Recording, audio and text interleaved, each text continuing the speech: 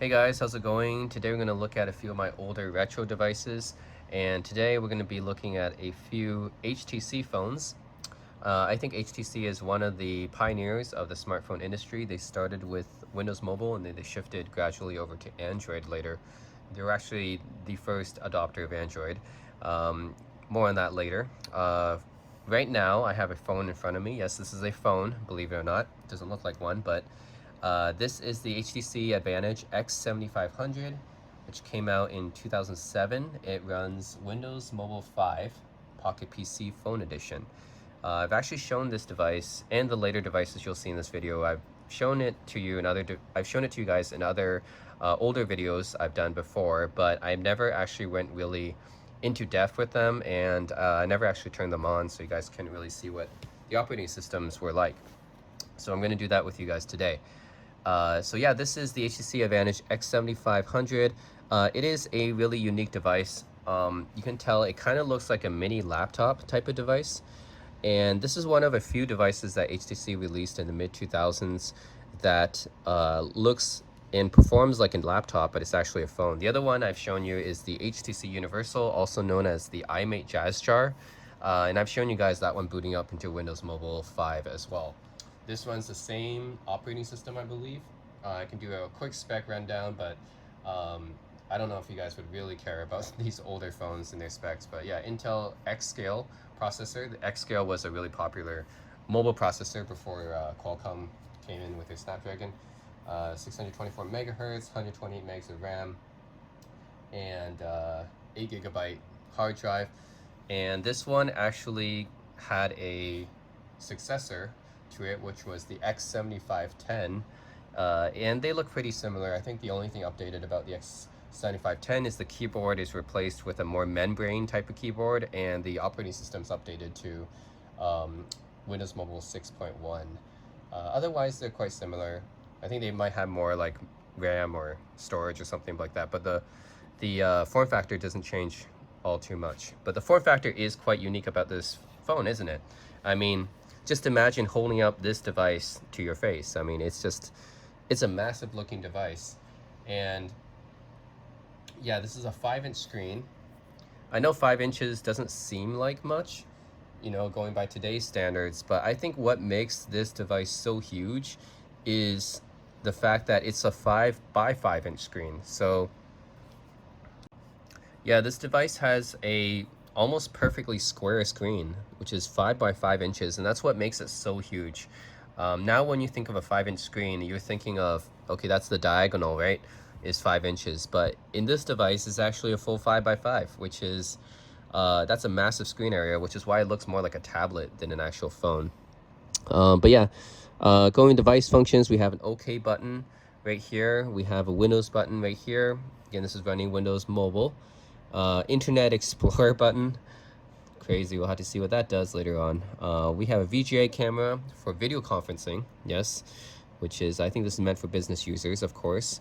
We can take it out of the case, but I have to note that this keyboard, which comes with the X7500, is meant to only work with this device, and it's permanently attached to this leather case, so I can't really take this keyboard off. Okay, we can take a deeper look at it. But anyways, you have to attach it with this magnetic connection here. You have, unique to this keyboard is the ability to accept and decline calls on this keyboard.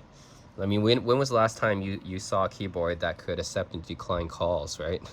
So it makes it kind of unique. And Internet Explorer button as well, because that was the primary browser for Windows Mobile back then. Windows button.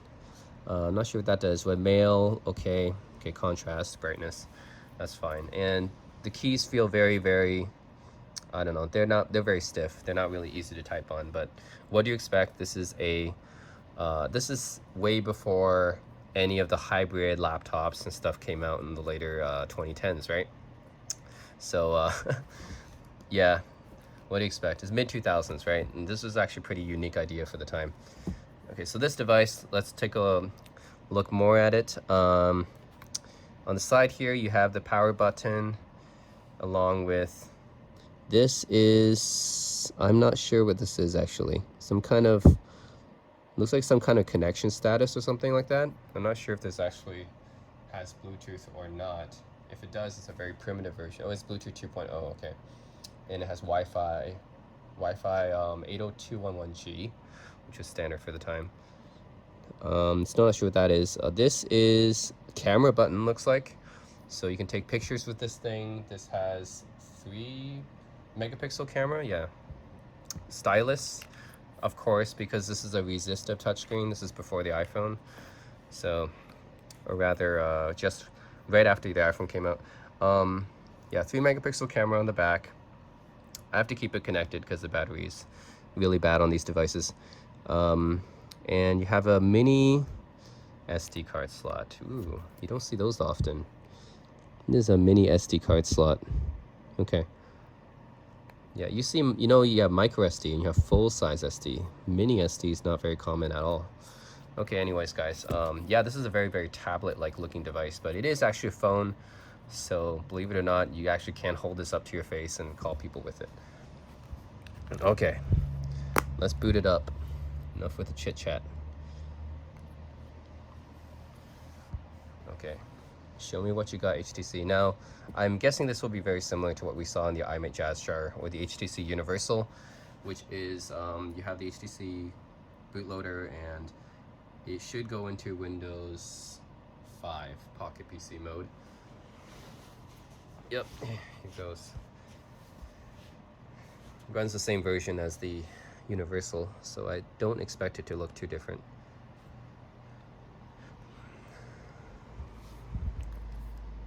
Again, what's unique about this PC is really the fact that, I mean, this is like pretty much the biggest biggest phone that came out at the time. I can't think of any phone that would be bigger than this one that came out in the mid 2000s. But yeah, you have a not backlit keyboard right here attached to it. Okay, let's we're gonna need a stylus for this. It's really annoying how it has to be attached to this case when you use the keyboard. Okay, how to use stylus for this? It's so resistive. All right, so yeah, you have your standard Pocket PC functions here. Windows Mobile was one of the more popular smartphone operating systems before Android and iOS showed up. The two leading, I would say, smartphone operating systems before actually there was more than two. There's Windows Mobile, and then there was BlackBerry OS, and then there was Palm OS. I think those were the big 3 smartphone operating systems pre-iOS. Okay, okay, Opera and stuff. I'm not going to connect this to the internet though. It won't even display any pages anyways, because again, you can't really use old, outdated mobile browsers on today's internet anymore. It just won't work because of all the security issues. We have Word Mobile, Search Pocket, MSN in my pocket, Excel Mobile. I remember how excited I was back in the day to have Pocket Word, Pocket Excel, Pocket PowerPoint or whatever, slideshow, Slides to Go, I think that was the name, ActiveSync. Games, what games do you have? Okay, of course, this being a smartphone, you can always get apps for it, and Windows Mobile has a decent amount of apps. The Palm and Windows Mobile, BlackBerry actually had some decent amount of apps. Not as much as Android or iOS, obviously, but they did have a decent amount of apps back then. I haven't played Solitaire in years, so I don't even know how to play this game. But anyways, you can always load more games and stuff onto there if you want. Adobe Reader, calculator. Man. You know how interesting would it be if I whipped out this in public in, what is it, almost 2020 now? Yeah. And use one of these devices. Whoa, PDA. PDAs, man. Wait, what's the Internet Explorer button do? I bet it launches Pocket Internet Explorer, doesn't it? Pocket IE? Oh, it does. It runs, oh no, it's Opera. It's not even IE. It launches Opera. Okay, interesting. Okay. But we can launch Internet Explorer though.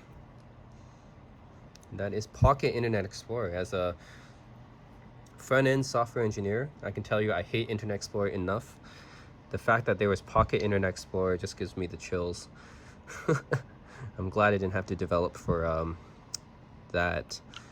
Oh, Windows Media Player, Pocket Media Player, I mean. That's all on here. Anyways, yeah, this is just it's Windows Mobile. I mean, they're pretty much all the same. You've seen this on the Universal. You've seen this on countless other smartphones of the era. The HP iPac, right? I've done another video on that. The Toshiba Protege G910. They all run Windows Mobile, so you guys have a good idea what to expect here. And that's basically, I just want to show you guys booting it up into this operating system, and just, you know, show you guys how it works and stuff like that. Yep, and the keyboard works fine. I'm actually quite surprised the magnetic connection works quite well. If I use the yeah, I can go into the phone screen. Right, start menu works. Okay, I'm actually quite surprised the keyboard works as well as it does, given that it's using like this. I thought this connection would be really bad, you know, because this device is so old. Wasn't sure if it's still functioning, but it does. The keyboard still works. Let's actually just test it out. Do I have a notepad? Just use WinMobile here. Yep, works. I want to say it's not really great to type on, but by mid-2000 standards, I think a businessman would quite appreciate this over using, you know, one of their old Palm-style devices without any keyboard. You actually had to like scribble your handwriting into there. This would be preferable to that, right? It would be preferable to the iPac or Dell Axim or Palm. All those devices have no keyboard. You had to like scribble something into there was like a section where you scribble your handwriting called graffiti, I think, and that's how it recognizes. And then on the iPac and Axim, right, you have to bring out this keyboard, right? And this keyboard, you know how bad it is with a resistive touchscreen. So I can imagine that this keyboard, the physical keyboard, is actually quite appreciated by professionals back in the day. They didn't have many phones with this kind of physical keyboard. I mean, they had the small physical keyboards right on the Blackberries and stuff like that, but those were super cramped. HTC Advantage X7500, very unique, very, very unique. It has this very I would say large, even by today's standards, physical keyboard. It's quite roomy, so good for business users and travelers, I guess. So very unique device. All right, up next we have the HTC Touch Pro 2, which came out in 2009, and this again, I haven't really shown you guys how the interface of this device yet. It runs a custom version of Windows Mobile 6.5, and the specs are pretty, I would say, pretty standard for the time. 3.6-inch display, yeah, like 3.2 megapixel camera, which is standard for the time. Nothing really too special about this device other than that it's an HTC device with a physical keyboard that can slide out, that runs Windows Mobile 6.5. So that's what's special about it, I guess. All right, so I don't care about this wizard. I think this is a resistive touchscreen because Windows Mobile doesn't support capacitive touchscreens, which is yeah, you can tell how laggy the screen is, and that's just because it's using a resistive touchscreen with Windows Mobile. That's just how it is. I mean, this is Windows Mobile 6.5, and the one I just showed you with the Advantage was Windows Mobile 5. So you can see there's a massive difference already with the interface, right? There's no more start, or there's a start menu button, I should say. Yeah, but it's a completely different start menu. It doesn't launch into that PDA type of menu anymore. It's more like smartphone-like. It's got the Android iOS type of interface, circa 2009. So I mean, it still looks outdated by today's standards, but it's definitely more modern than the old Palm OS Windows Mobile style of interface, right, that I just showed you on the Advantage. Yeah, so I mean, this is fairly responsive, but it's not gonna be like the iOS or anything. Nope. All right, so this is the start menu. Yeah, you can see how different it is. It's very heavily customized by HTC, I think. Home, people, HTC calendar, settings. There were apps for this, of course, because it's still running Windows Mobile. Word Mobile, Okay, let's test out the physical keyboard. So this is Word Mobile. We got a physical keyboard here. A lot of smartphones back then had physical keyboards.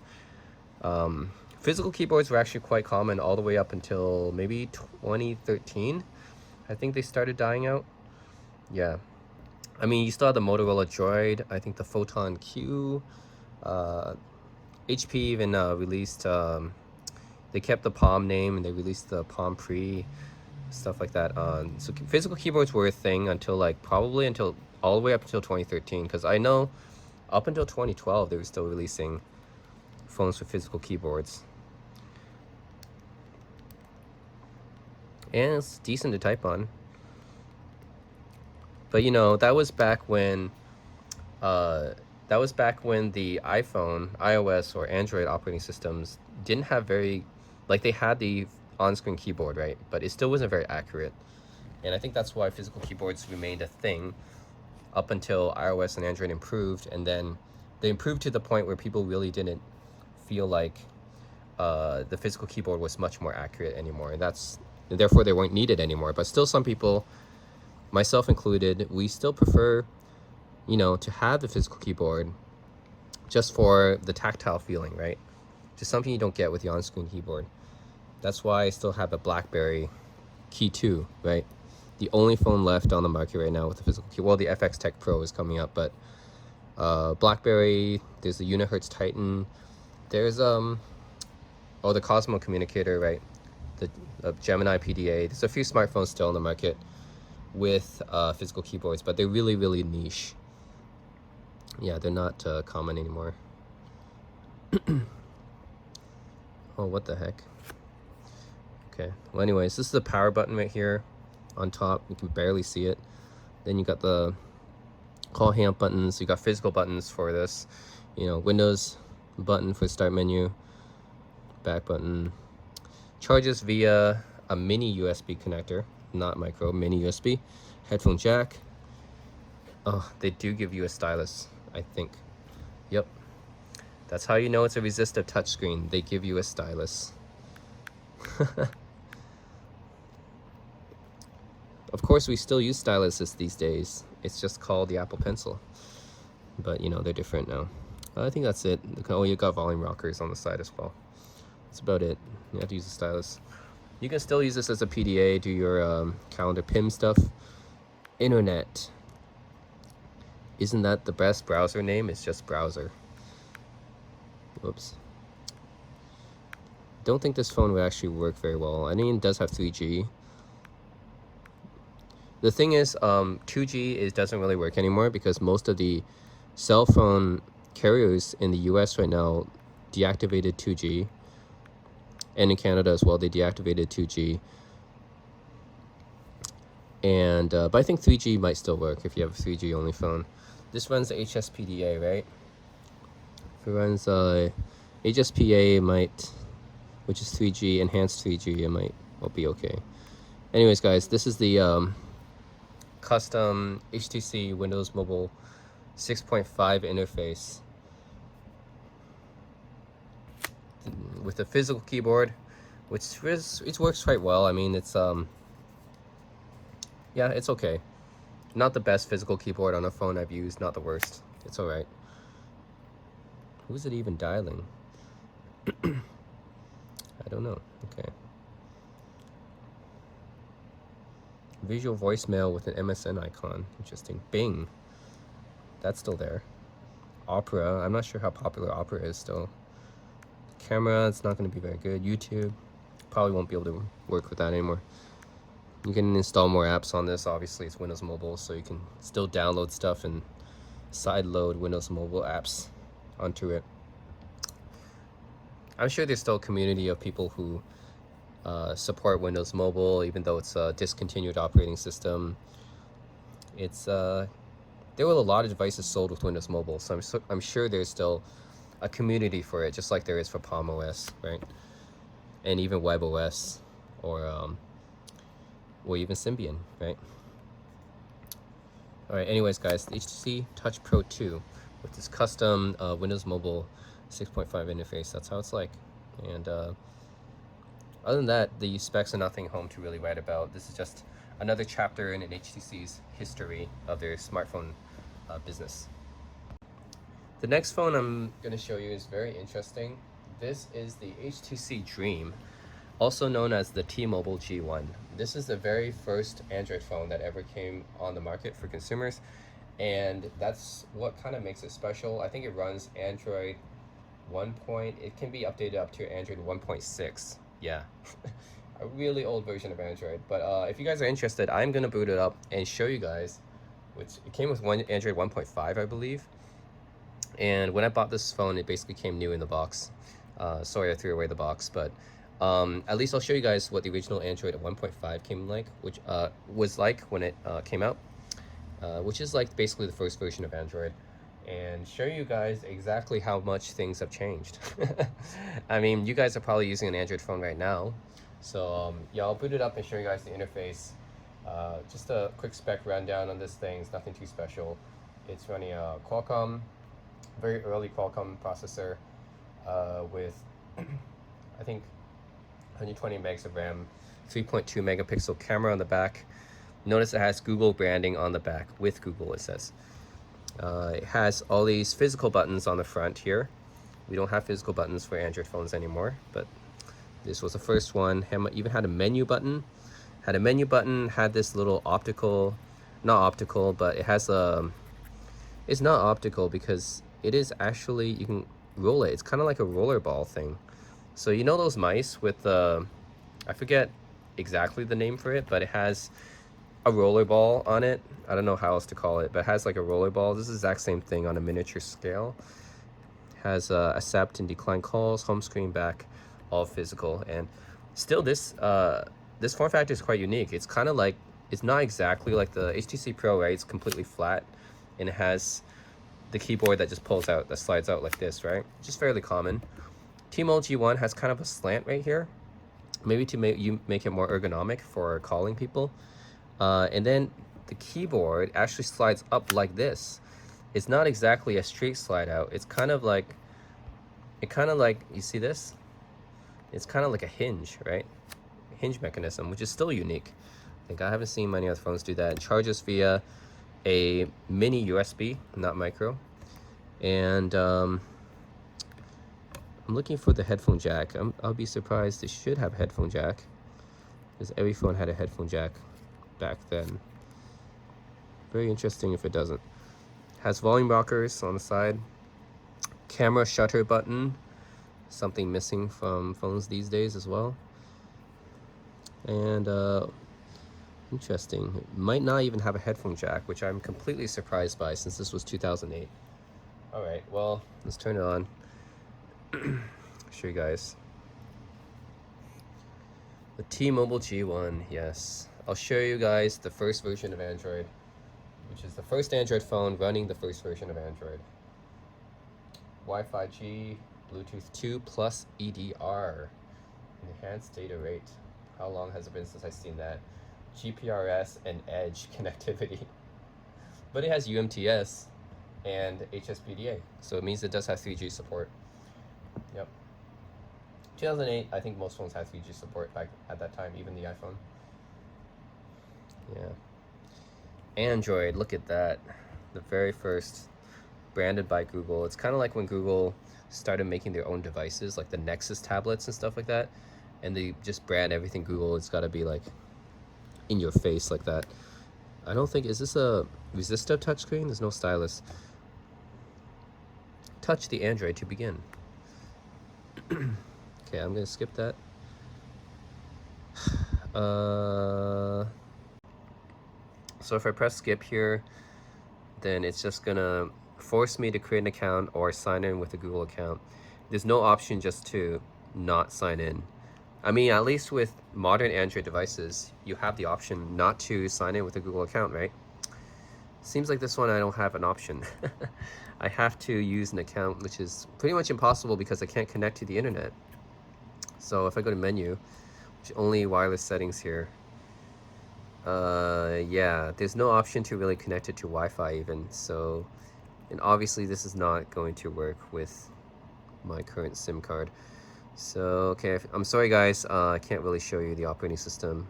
Seems like this phone kind of stops me there. Styler, okay, so this is definitely a resistive touchscreen. It's not as bad as the old like Pocket PCs or Palm Pilots, but it's obviously not as good as a capacitive touchscreen or like modern day touchscreens. And the roller works, right? I would say it's very similar to that BlackBerry optical trackpad that they have. Yeah, very similar to that kind of feeling. Yeah, so anyways, the rollerball works and it's decent enough for operating. I think that they had to do this at the time because people really didn't know how to use Android at the time. This was the first, device that used it, so they had to transition some of the older folks who were using HTC's Windows mobile devices into Android, and they kept all these physical buttons and stuff like that. Yeah, this really sucks. Well, I'll show you guys the keyboard at least. How good is the keyboard? Okay. Backlit, that's good. Okay, Tom.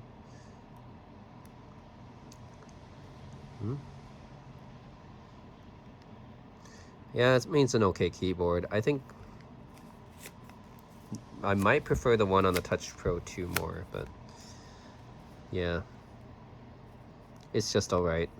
It's just got a cool swinging mechanism, but Virtual Keyboard has it too. But it's really bad because it's a resistive touchscreen. You gotta press hard. They don't give you a stylus either. Okay. Yeah, that's why they give you a physical keyboard here. And it's just okay. It's like the ones you would use on a T-Mobile Sidekick. Very similar to that kind of feeling. Yeah, this is just not gonna work. Okay, sorry guys, can't show you this operating system unfortunately, but anyways, at least you guys see the T-Mobile G1. Yeah, that's it guys. That's all the HTC devices I want to show you today.